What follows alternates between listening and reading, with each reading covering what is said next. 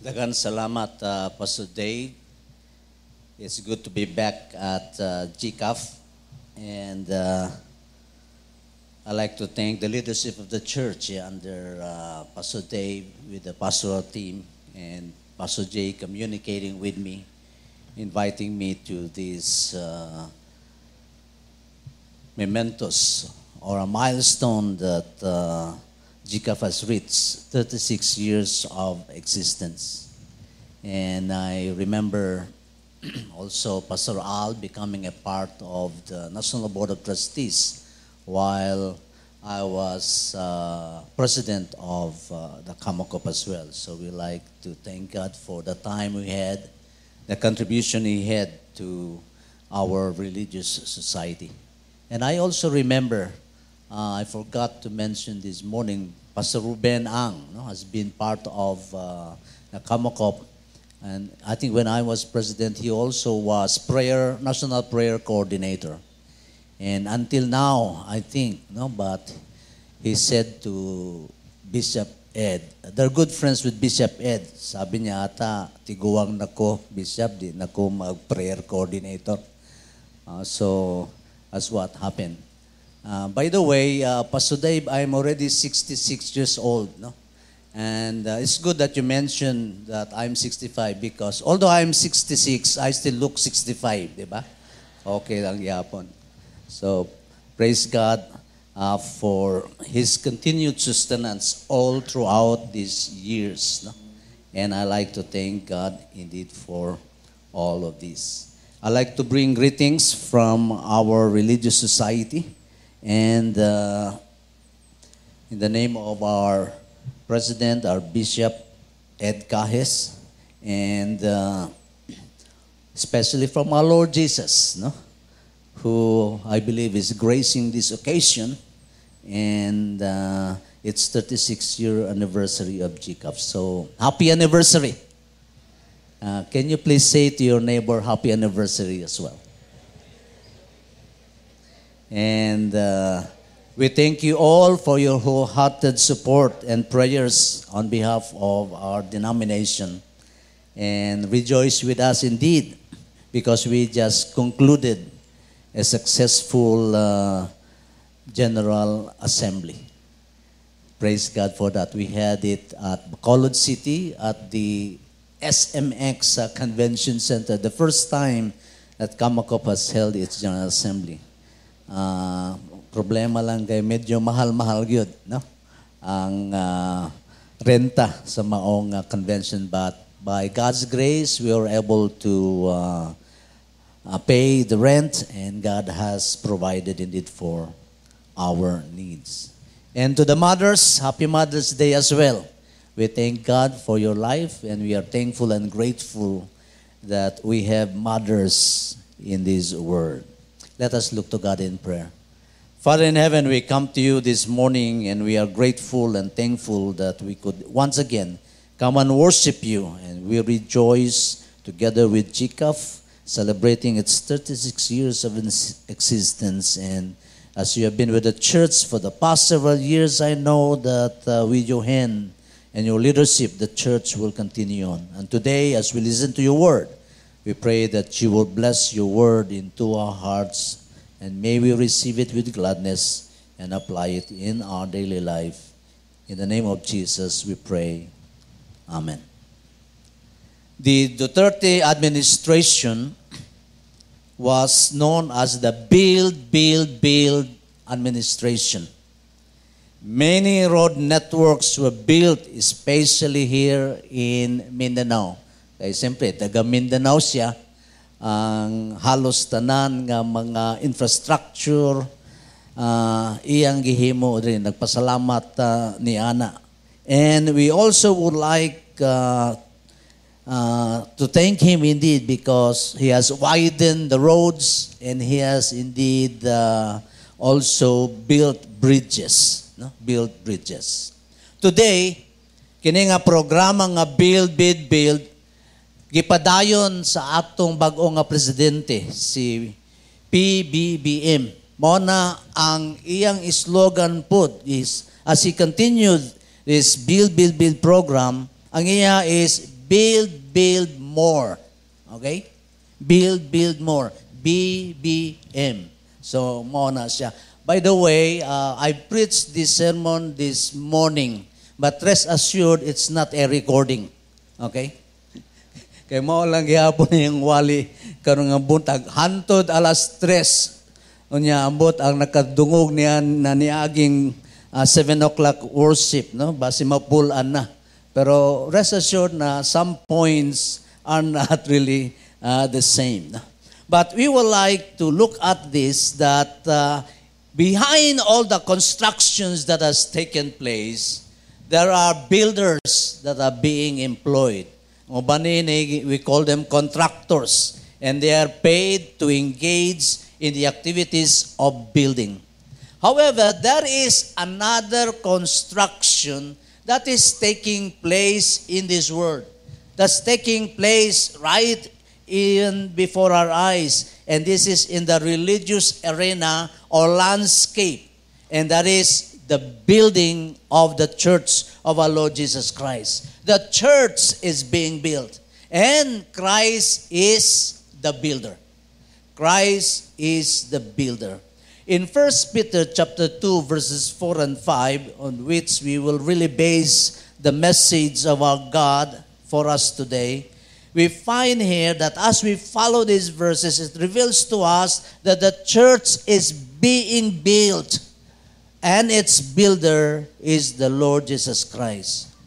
The situation in which Peter was writing his letter is that there was persecution that was taking place. So when he wrote this epistle, some scholars have said that Peter was writing at the beginning of the reign of Emperor Nero. Emperor Nero. Accordingly, Emperor Nero ordered the burning of the city of Rome. Iyang gipasunog ang syudad sa Roma. And then what happened is, he blamed the Christians that they were the ones responsible for the burning of Rome. So mo na iyang gihimo.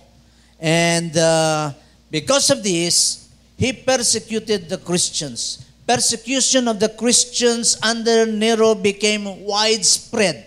And perhaps there was now the beginning of a systematic persecution of believers.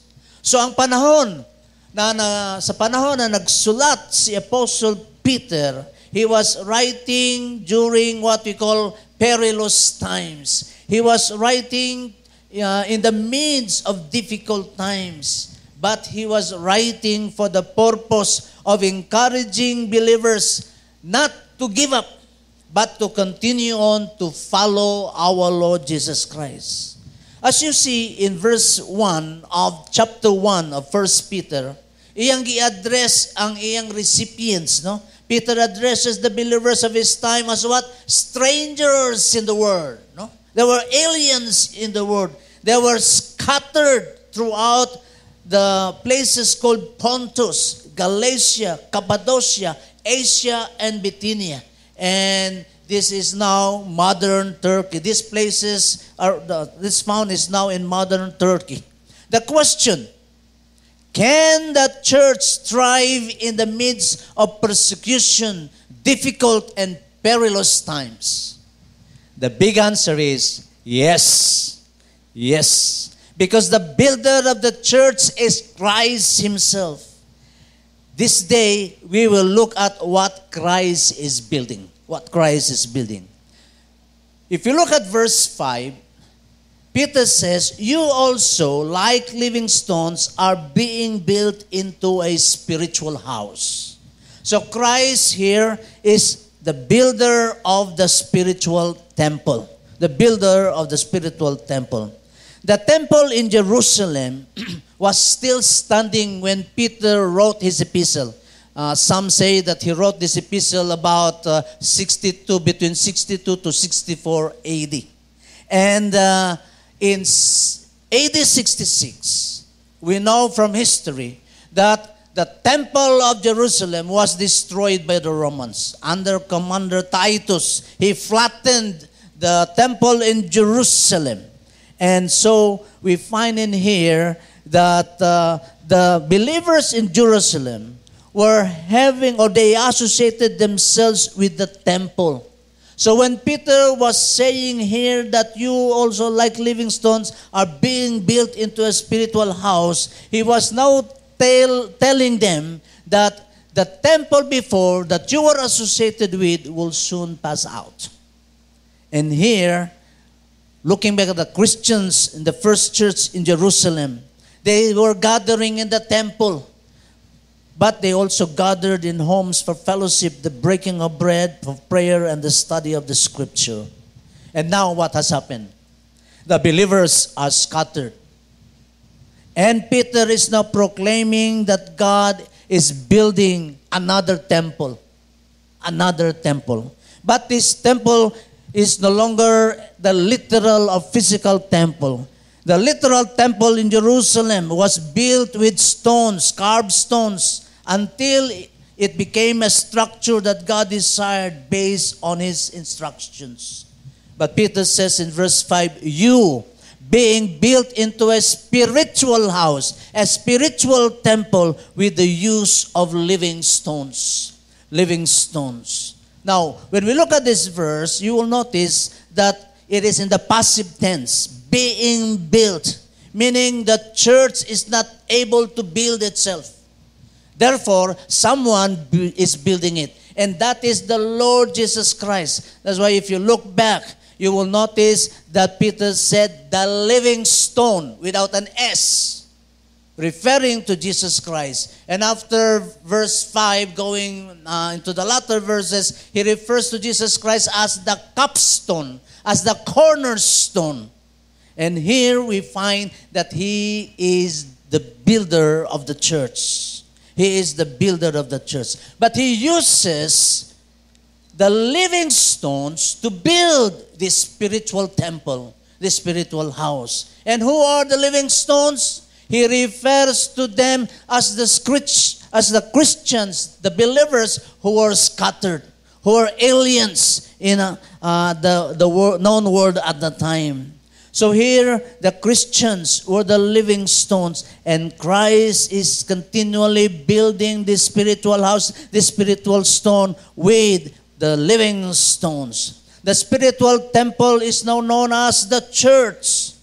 And take note, the word living stone, should help us see the church as what? Alive, dynamic, and full of life. Living stones. Living stones. So the church should continue to manifest and to show that it is alive. And how would the church manifest that it is alive?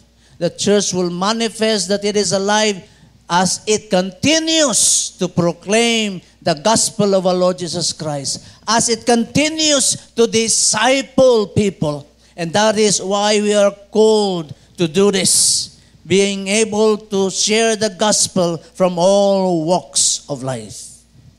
Alive, dynamic, full of life. At the height of the racial discrimination in the United States,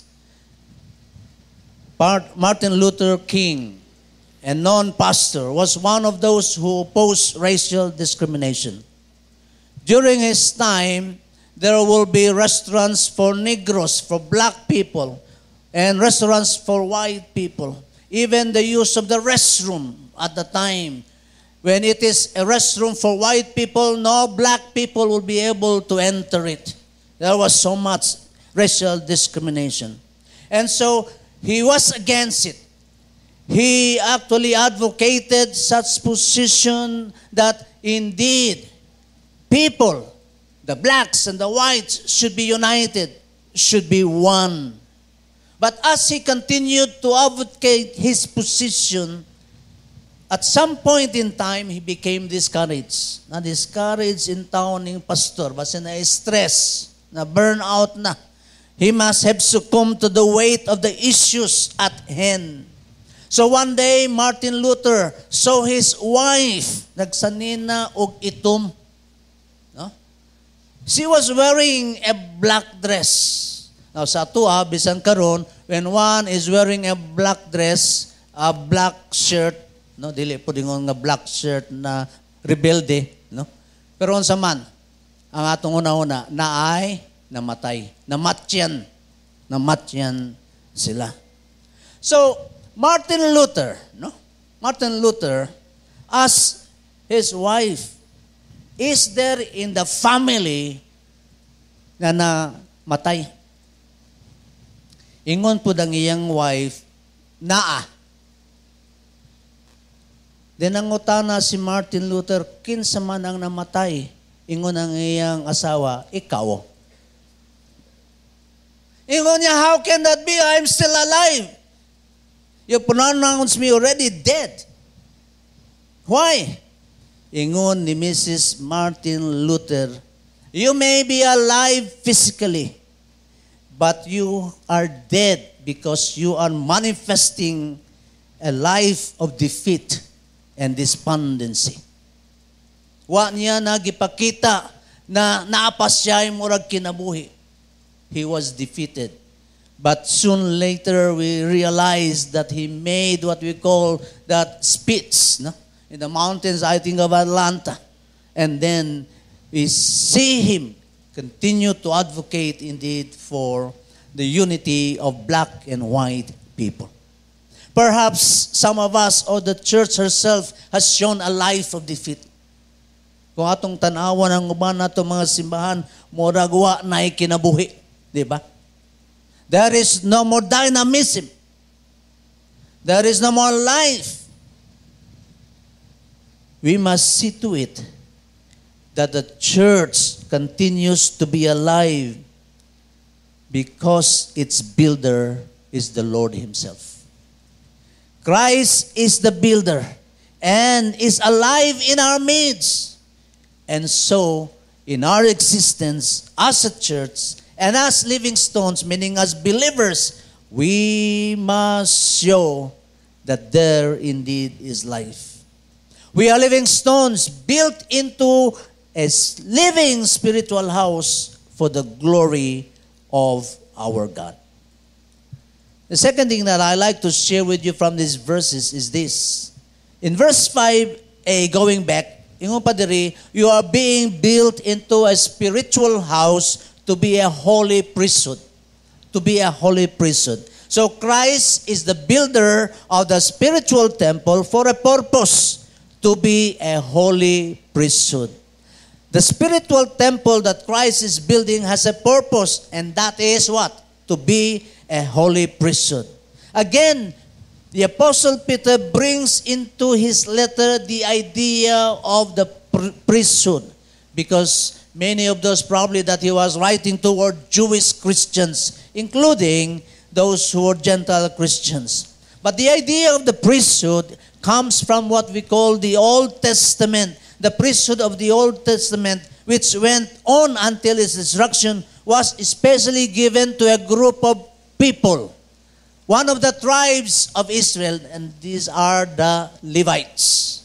Okay? The tribe of Levi was given this responsibility. Wala na sila inheritance dito sa land of Canaan. God said to them, I will be using you as the priest of this nation.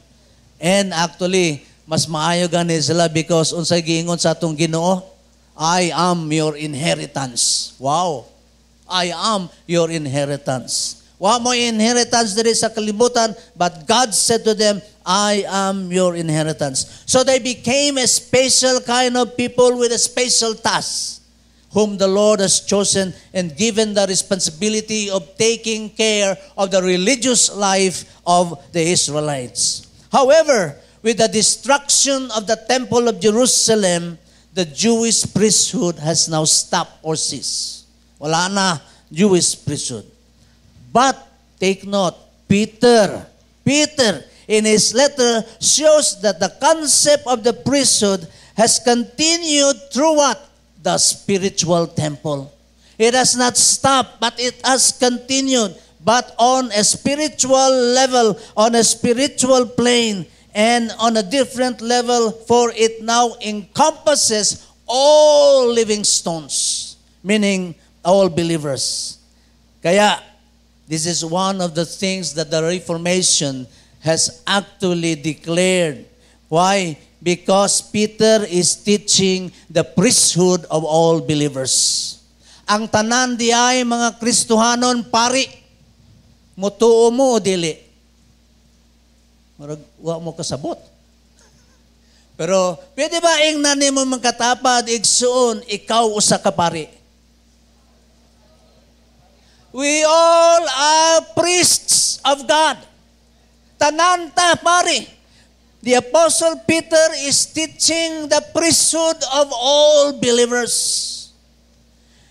The priesthood is no longer relegated to just a group of people that we have seen, the Levites, but given to all Christians. You are all a priest of and to God. Take note. You are all a priest of and to God. And so as the living stones will now comprise the spiritual temple, then the church today is the priest of God in this world. The church today is the priest of God in this world. The church takes on the responsibility on becoming the holy priesthood. The holy priesthood of God, whose high priest is Christ Himself. The diaspora of believers sa panahon ni Peter need not have priests or mediators who will represent them to God, for they now have direct access to God as God's holy priesthood. So Peter is saying you don't need to go to a priest and offer sacrifice. O sa atong panahon, you don't go to a priest and confess because you can go directly to God because you yourself are a priest before God. But as God's priesthood, holy priesthood of God, let us realize that we represent the people of this world to God. On the other hand, we represent God to the people of this world. Therefore, we have an intercessory ministry in this world.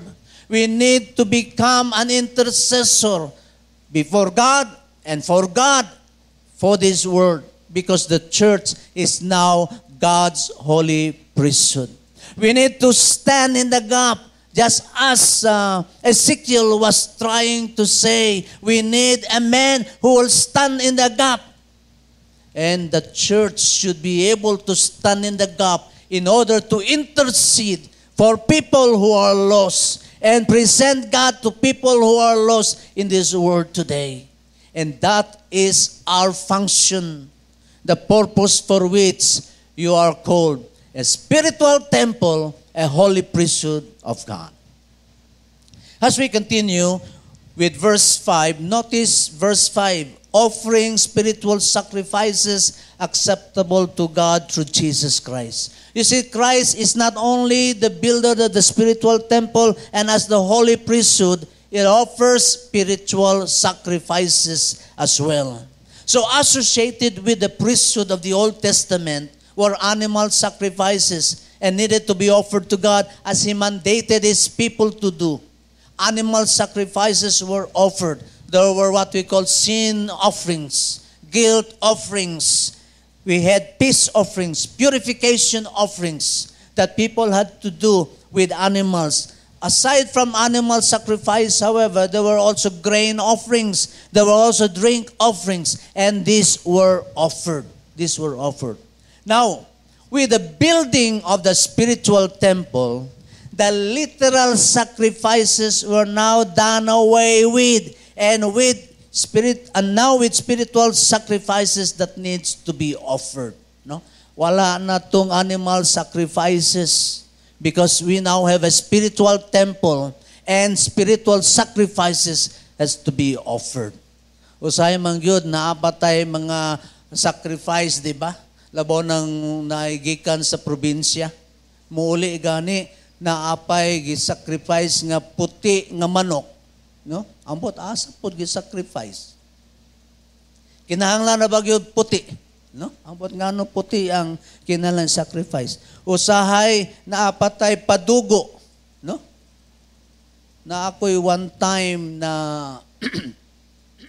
na-experiensyahan. Natingala ko na medyo naggabi-gabi na ay gidala nga sakyanan sa simbahan. Nila, pastor, pwede ba ampuan ng among sakyanan? Tingala ko, ang sakyanan, nakamurag na may mga, sani? Ngano ni, bago pa mauntan ng sakyanan, murag na may hugaw. Uy, ang hugaw di ay dugo. Mano say may tabo, no? Pero ilag yung gidala sa ako, kanang di na makitaan ba? No? Gabiin na. Ambot nga, no? Problema, no, usay, no? Anyway, ampuan ng yapon ako. Pero nagpadugo na dahil sila. Usay mo na may tabo, no? But that is now done away with. When we are a spiritual house, a spiritual temple, kinahanglan spiritual sacrifices na po ang atong i-offer. But what are the spiritual sacrifices that we need to offer as a spiritual temple? Diha sa Hebrews 13:5, ang nagsulat po ning maong libro, many believe that it is the Apostle Paul also wrote this. He said, through Jesus, therefore, let us, Hebrews 13:15 rather, let us offer to God a sacrifice of praise, the fruit of lips that confess His name. So one of those spiritual sacrifices is what? To offer a sacrifice of praise. God's people must continually offer praise to Him. God's people must continue to offer praise at all times.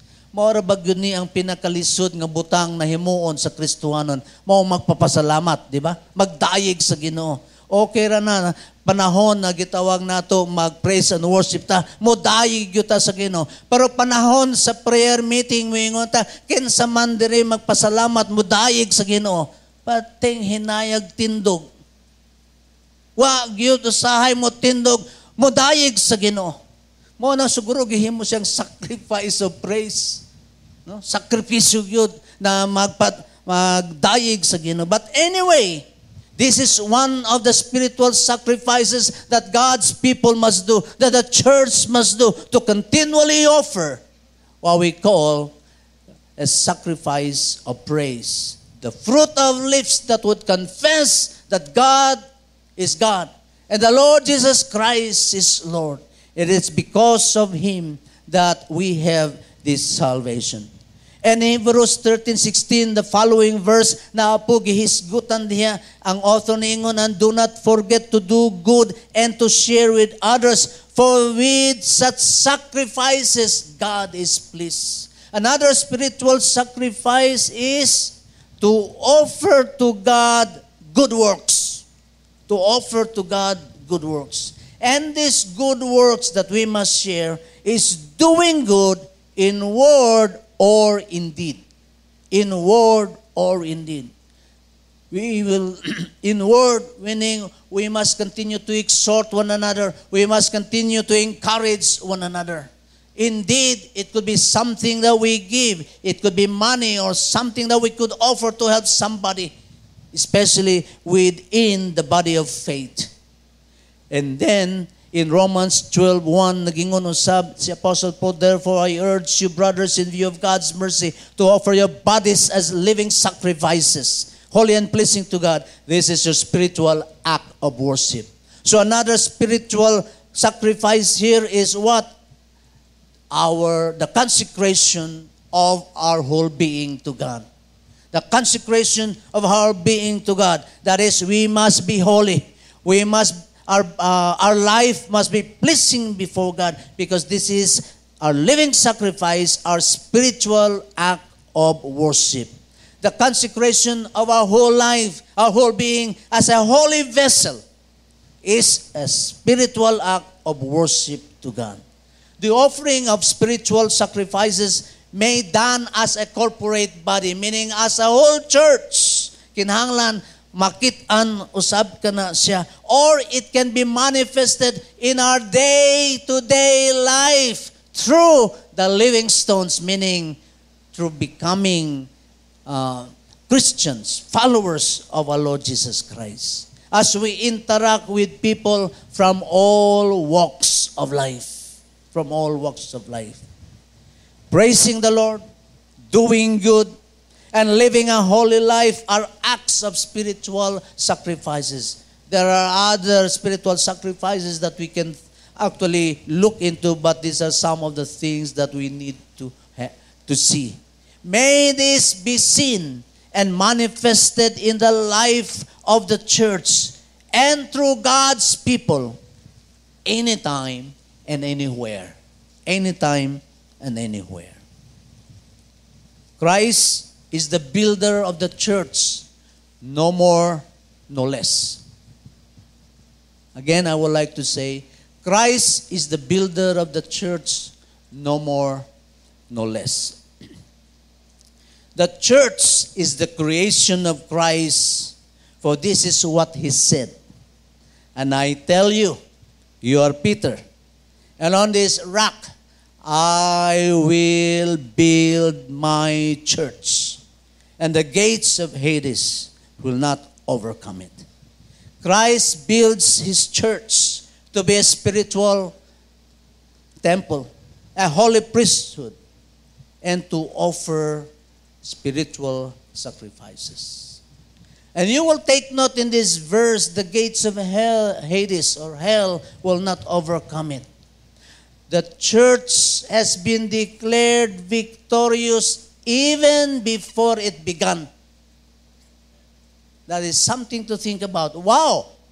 Christ the builder saying, I will build my church, and it is going to overcome the gates of Hades or the gates of hell. Tiyaw mo na, no? Wa pa gani magsugod ang duwa like basketball kay bulong nakakinsay winner, no? Simbahan winner. Wa pa magsugod winner na. Mana karon na uban sa ato murag we are glued to the playoffs of the NBA, no? Ang uban siguro napildi, ang uban daog. Pasensya ng mga Warriors. No? Pasensya na yung Warriors o ang mga sa ba to, Suns. No, wana eliminated na gyud sila. No? Na-eliminate pagani sa Miami ang New York Knicks, no? Pero di nimo mahibawan kinsay mo daog, di ba? Pero simbahan daog na. Wa pa magsugod ang duwa. Why? Because the builder of the church is our Lord Jesus Christ, who is God Himself. Who is God Himself. When we look at Christ as the builder of the church, I like us to just look at our religious society or denomination, the Kamakop. In 1947, the Kamakop started with how many churches? 13 local churches. They had their first General Assembly in Cotabato City, 1947. Now, Kamakop is about 76 years, no? If you count from 1947. But take note, today, Kamakop has 3,402 churches. From 13 to 3,402 churches. Praise God. Christ is the builder of His church. And not only with Kamakop, but with the rest of the biblical churches that continue to worship Jesus Christ as Lord and Savior.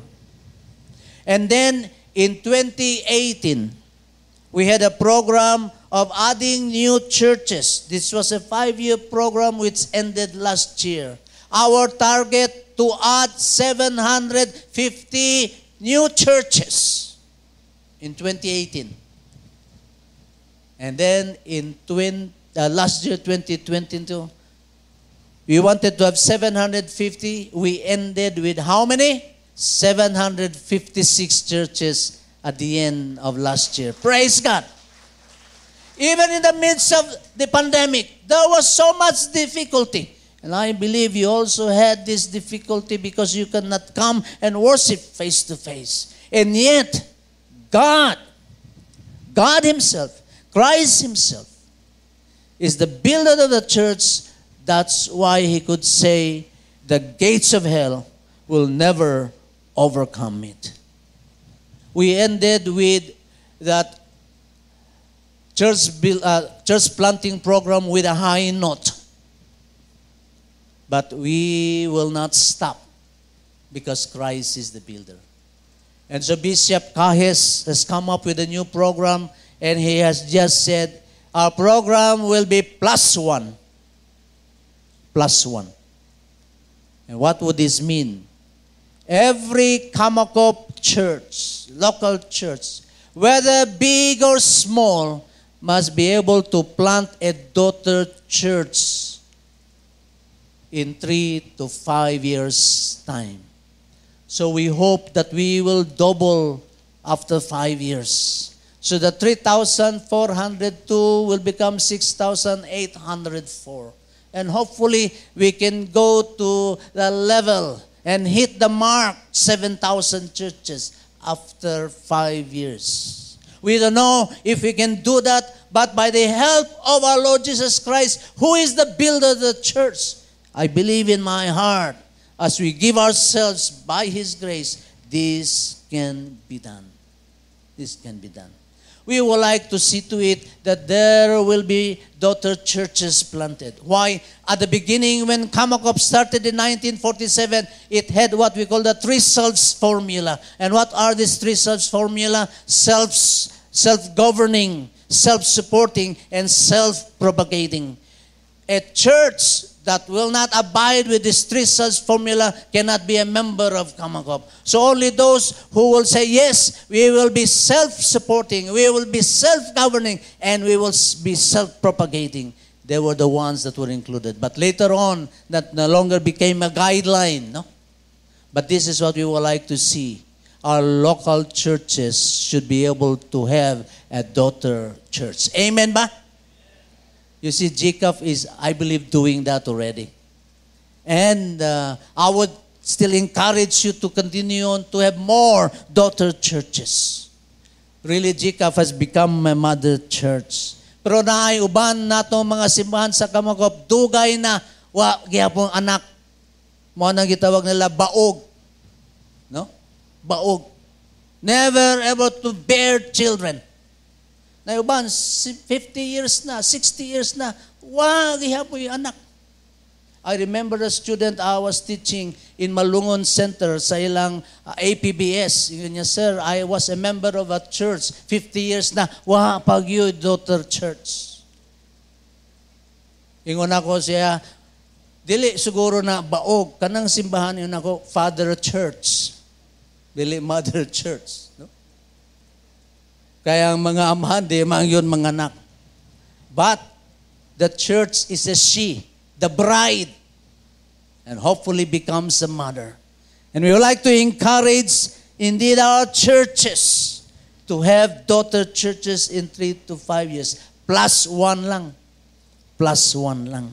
May the Lord help us and let us continue and move on to be God's triumphant church in this world today.